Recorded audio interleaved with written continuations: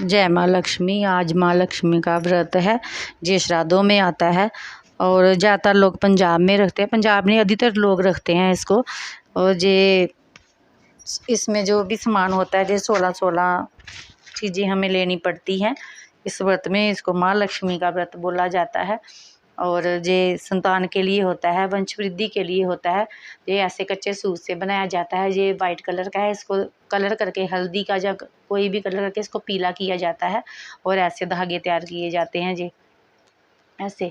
और इसमें जो भी है ये 16 लिए जाते हैं। ये 16 तंदे लेकर इसमें 16 ही गांठें लगाई जाती हैं। 16 गांठें लगाकर इसको धागा ये बना लिया जाता है। ये जो व्रत होता है माँ लक्ष्मी का, ये बच्चों के लिए होता है। इसमें 16 तंदे लेकर और 16 गांठें लगाई जाती है। और एक बात मैं आपको बताता हूँ, ये कोई भी, मैंने काफ़ी कथा सुनी है लेकिन कोई बताता नहीं है। जब भी आप ये धागे अपने बच्चों के लिए बनाएं, और मैंने देखा है कि किसी के अगर 2 बच्चे हैं तो वो 2 ही धागे बना रहा है, ऐसा आप भूल कर भी ना करें, ये अच्छा नहीं होता। आप जब भी धागे बनाएं अपने, अगर 2 बच्चे हैं आपके, 2 धागे तो आपने बना लिए, लेकिन एक एक्स्ट्रा धागा अवश्य बनाएं हमारी वंश वृद्धि के लिए। ये जो व्रत होता है ये वंश वृद्धि के लिए होता है और आप एक धागा एक्स्ट्रा जरूर बनाएं। ये हमारी वंश वृद्धि के लिए, ये हमारे 2 बच्चों के लिए हो गया, ये हमारी वंश वृद्धि के लिए हो गया। 3 धागे, आप 2 धागे तो अपने बच्चों के लिए बना रहे हैं और एक एक्स्ट्रा धागा जरूर बनाएं। और इसमें 16 चीज़ें हमें लेनी पड़ती है। जैसे 16 ये हमने कुशा ले ली। और ये मंगल सिंह राजा, ये मंगल सिंह राजा की कथा है। इसमें ये हमने मंगल सिंह घोड़ा और मंगल सिंह राजा बनाए और ये हमने गोले बनाए हैं। ये जो जब कथा समाप्त होगी ना, लास्ट में ये बेरी में लगाए जाते हैं ये गोले जो। और ये हमने चने ले लिए और ये छोटी सी मैंने मटकी ली है जहाँ पे थोड़ा सा मैंने दही डाला है। और ये मंगल सिंह की राजा की कथा है। और ये हमने चने ले लिए। और ये मंगल सिंह राजा की जो रानियां थी वो 2 थी, उमनी और दुमनी। और ये जो 16 बार हम बोलते हैं ना, सबसे पहले, जहाँ तो ये पहले बोल रहे हैं आप कथा से, या फिर कथा के बाद में बोले, लेकिन कथा तो कल है, मैं आपको आज ही करके बता रही हूँ, इसलिए मैं 1-2 बार ही करूँगी। आप बाद में आप कर लीजिएगा 16 बार। और आपको बोलना क्या है, ये राजा की 2 रानियां थी, उमनी और दुमनी। उमनी दुमनी वाऊ बलेटरा मंगल सिंह राजा कोड़ी चढ़िया, दूध पुत लक्ष्मी लैकर वड़िया, रानी पूजे राज को मैं पूजा सुहाग को। उमनी दुमनी वाऊ बलेटरा मंगल सिंह राजा कोड़ी चढ़िया, दूध पुत लक्ष्मी लैकर वड़िया, रानी पूजे राज को मैं पूजा सुहाग को। उमनी दुमनी वाऊ बलेटरा मंगल सिंह राजा कोड़ी चढ़िया, दूध पुत लक्ष्मी लैकर वड़िया, रानी पूजे राज को मैं पूजा सुहाग को। ये आपको 16 बार करना है। मैंने व्रत तो कल है लेकिन आपको मैं करके बता रही हूँ, आपको 16 बार ही ऐसे करना है। मंगल सिंह राजा कोड़ी चढ़िया, दूध पुत लक्ष्मी लैकर वड़िया, रानी पूजे राज को मैं पूजा सुहाग को। आपको ऐसे 16 बार करना है। चलिए अब मैं आपको कथा सुना देती हूँ। आपको ये सभी सामान आपको 16 बार ही लेना है। कथा ऐसे, ये मंगल सिंह राजा है। मंगल सिंह राजा की 2 रानियां थी, उमनी और दुमनी। राजा के जो भी राज्य था वो बहुत खुशी से रह रहा था। और राजा के राज्य में सभी खुश थे, सुख थे, लेकिन राजा परेशान था। राजा इसलिए परेशान था कि राजा के 2 रानियां होते हुए भी उसके कोई संतान नहीं थी। राजा इसीलिए दुखी रहता था कि उसका जो वंश है वो आगे कैसे चलेगा। ना बड़ी रानी के संतान थी, ना छोटी रानी के संतान थी। इसलिए राजा एक दिन जंगल में शिकार करने के लिए चले गए। और वहाँ उन्होंने कुछ देखा कि कुछ स्त्रियां पीपल के नीचे बैठकर कुछ पूजा कर रही थी। और राजा देखता रहा। राजा ने बाद में उनसे पूछा कि आप ये लोग क्या कर रहे हैं। उन्होंने बोला कि ये हमने व्रत रखा है और ये व्रत से हमें संतान की प्राप्ति होती है, ये बच्चों के लिए होता है, इससे हमें लक्ष्मी वृद्धि, सुख समृद्धि, वंश वृद्धि सभी मिलता है। और राजा ने उनसे कहा कि मेरे कोई संतान नहीं है तो क्या मुझे एक धागा मिलेगा जो मैं अपनी रानी को दूंगा। तो वो स्त्री ने उनको एक धागा दे दिया। वो छोटी रानी से ज़्यादा प्यार करते थे, इसलिए उन्होंने एक धागा जाकर छोटी रानी को दे दिया कि रानी ये धागा पहन लो, तुम्हें संतान हो जाएगी, हमारे भी वंश में कोई संतान आएगी, पुत्र पुत्री कुछ तो होगा। वो राजा ने उस रानी को धागा दे दिया। रानी ने धागा तो ले लिया उसने, लेकिन पहना नहीं। वो सोचने लगी कि मैंने इतना हार श्रृंगार किया, इतने मैंने सोना डाला हुआ, हीरे मोती जवाहरत पहने मैं इस धागे को, जे तुझसे धागा मैं क्या करूँगी। उसने क्या किया, उसने खिड़की खोली और धागा बाहर फेंक दिया। गुस्से में आकर वो धागा था जो वो घोड़ों के अस्तबल में जा गिरा। अस्तबल में जब गिरा जाकर, तो वो सुबह जब रानी वो दासी सुबह जब दासी वहाँ पर कूड़ा उठाने आई, तो वो जब उसने कूड़ा इकट्ठा किया तो उससे टोकरी थी जो कूड़े वाली उठाई नहीं जा रही थी, वो इतनी भारी होगी। तो वो दासी सोचने लगी कि मैं तो कूड़ा रोज़ ही उठाती हूँ, आज क्या हो गया ऐसा कि ये कूड़ा जो टोकरी उठ ही नहीं रही। उसने क्या किया, सारी टोकरी नीचे फैला दी और ढूंढ लगी कि ऐसा क्या है इसमें। जब उसने देखा तो उसमें ये पीले धागे पड़े हुए थे। उसने क्या किया, उसने पीले धागों को चूमा, माथे से लगाया और जाकर तो बड़ी रानी को दे दिए कि रानी ये धागा पहन लो, ये माँ लक्ष्मी का धागा है, इससे संतान की प्राप्ति होती है, आप ये धागा पहन लो। उसने रानी को दे दिया, रानी ने धागा पहन लिया। तो जब राजा ने देखा कि छोटी रानी के हाथ में तो धागा नहीं है, वो तो बड़ी रानी के हाथ में धागा है, तो राजा को गुस्सा आ गया। उसने रानी को देश निकाला दे दिया कि जी मेरी बात ही नहीं मानी इसने, मैंने तो दिया था कि हमारे संतान होगी, तो ये धागा छोटी रानी पहन, लेकिन इसको तो हार श्रृंगार ज़्यादा पसंद है और इसने ये माता का धागा नहीं पहना, इसने बाहर फेंक दिया और वही धागा बड़ी रानी ने पहन लिया। उसने राजा ने क्या किया, उसको देश निकाला दे दिया। रानी जंगलों में भटकती रही।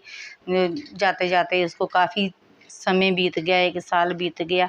रानी जाते जाते एक जंगल में जा पहुंची, जहाँ पर उसने एक छोटी सी कुटिया देखी और कुटिया के अंदर चली गई। वो जो कुटिया थी वो किसी ऋषि की थी। कुटिया के अंदर से जाकर तो कुंडी लगा ली। जब ऋषि वापस आए पूजा पाठ से, तो ऋषि ने अपना दरवाज़ा देखा कि ये तो कुंडी अंदर से बंद है, अंदर कौन है।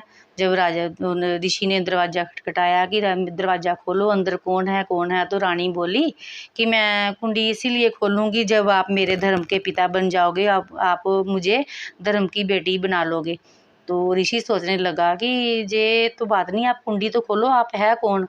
तो फिर नहीं, उसने एक ही शर्त रखी, मैं कुंडी तभी खोलूँगी जब आप मेरे धर्म के पिता और आप मुझे धर्म की बेटी बना लोगे। तो ऋषि ने बोला ठीक है, मैं तुम्हारा आज से धर्म का पिता और तुम मेरी धर्म की बेटी बन गई। तो उसने कुंडी खोली, देखा कि रानी, उसने अपनी सारी कथा सुनाई, जो जो उसके साथ बीता, उसने क्या किया, अपना उसने धागा जो जैसे फेंका, वो उसने पूरी अपनी कथा सुनाई कि क्यों उस राजा ने उसे देश निकाला दे दिया।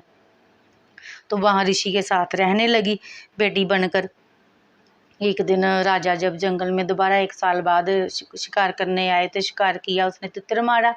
तितर जब उसके साथ वजीर था, वजीर को उसने बोला कि तितर भुन के लाओ, तितर खाना है, रात काफ़ी हो गई है, भूख लगी है। तो तितर, उस जंगल में एक ही शिकार मिला था, वो था तितर, और वही उन्होंने खाना था।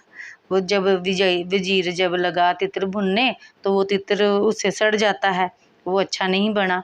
तो वो डर गया कि अब राजा मुझे पता नहीं क्या सज़ा सुनाएगा, तो गुस्से में तो वो डर गया। डर के मारे वो इधर उधर घूमने लगा कि मैं कहाँ जाऊँ और क्या करूँ, क्या खाने के लिए ले आऊँ। उसने दूर देखा कि एक कुटिया थी और कुटिया के अंदर गया, तो वहाँ से अंदर से आवाज़ आई, कौन है। तो वजीर बोला कि मैं ऐसे ऐसे जब राज्य से आया हूँ, मेरा राज्य है, वहाँ से भूख लगी है और हमने तितर बनाया, तो जो तितर था वो सड़ गया, तो आप कृपया कुछ खाने के लिए है दे दे, नहीं तो यही तितर को आप ठीक करके मुझे दे दिए। वो राजा को भूख लगी है, उन्होंने खाना खाना है। तो रानी ने क्या कहा कि आप तितर दे दीजिए, मैं ठीक करके दे देती हूँ। तो वो तितर, जो वजीर था, उसने तितर रानी को दे दिया। रानी ने कुटिया के अंदर जो तितर था वो दूध में, जैसे वो बनाती थी, कच्चे दूध में किया, उसको साफ सूफ करके उसको बना दिया और वजीर को दे दिया। जब वजीर को दे दिया तो वजीर लेकर राजा के पास गया, तो जब राजा खाने लगा तो उसको छोटी रानी की याद आ गई, ये तो मेरी रानी के हाथ का बना हुआ है, ऐसे तितर तो वो रानी ही बनाती थी। तो वो वजीर को पूछने लगा कि ये तूने तितर कहाँ से बनवाया। वो बोला कि मैंने ही बनाया, आप खाओ तो सही, बात क्या हुई, आप खाओ तो सही राजा जी, आप खाओ पहले, आपको भूख लगी है। वो बोले कि नहीं, ये तूने नहीं बनाया, सच बोल। वो उसको डर के मारे वो सच बोलने लगा कि मेरे से तितर सड़ गया था और मैं उधर उधर घूमने लगा कि आपको भूख लगी है, तो मैंने जाकर दूर से देखा कि वहाँ कुटिया बनी थी, मैं कुटिया के अंदर गया और वहाँ एक स्त्री थी, जे उसी ने बना कर दिया है, जे उसी के हाथों का बना है राजा जी, ये मैंने नहीं बनाया, मेरे से तितर सड़ गया था और ये तितर उसी ने ठीक करके बना कर दिया है। राजा बोलने लगा, ये तितर मेरी छोटी रानी बनाती थी, आप मुझे वहाँ पर लेकर चलो।